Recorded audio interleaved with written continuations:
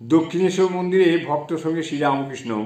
এবার অষ্টম পরিচ্ছেদের দ্বিতীয় অংশ, ভক্ত ও কামিনী, সাধু সাবধান। বেলঘরের তারক একজন বন্ধু সঙ্গে আসিয়া উপস্থিত হইলেন। ঠাকুর ছোট্ট খাটটিতে বসে আছেন, ঘরে প্রদীপ জ্বলিতেছে, মাস্টার ও দু একটি ভক্তও বসে আছেন। তারক বিবাহ করিয়াছেন। বাপ মা ঠাকুরের কাছে আসিতে দেন না।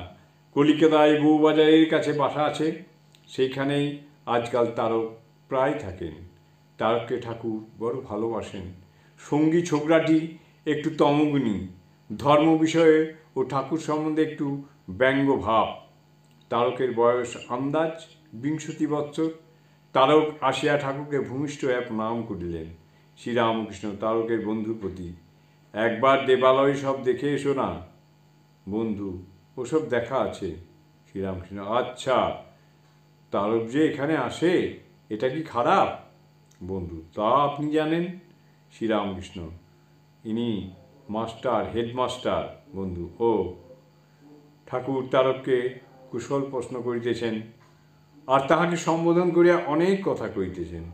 তারক অনেক কথাবার্তার পর বিদায় গ্রহণ করিতে উদ্যত হইলেন। ঠাকুর তাহাকে নানা বিষয়ে সাবধান করিয়া দিতেছেন। শ্রীরামকৃষ্ণ তারকের প্রতি, সাধু সাবধান, কামিনী কাঞ্চন থেকে সাবধান। মেয়ে মানুষের মায়াতে একবার ডুবলে আর উঠবার জো নাই। বিশালক্ষীর দ, যে একবার পড়েছে সে আর উঠতে পারে না। আর এখানে একবার আসবি। তারক, বাড়িতে আসতে দেয় না একজন ভক্ত। যদি কারুর মা বলেন তুই দক্ষিণেশ্বরে যাস নাই, যদি দিব্যি দেন আর বলেন যদি যাস তো আমার রক্ত খাবি।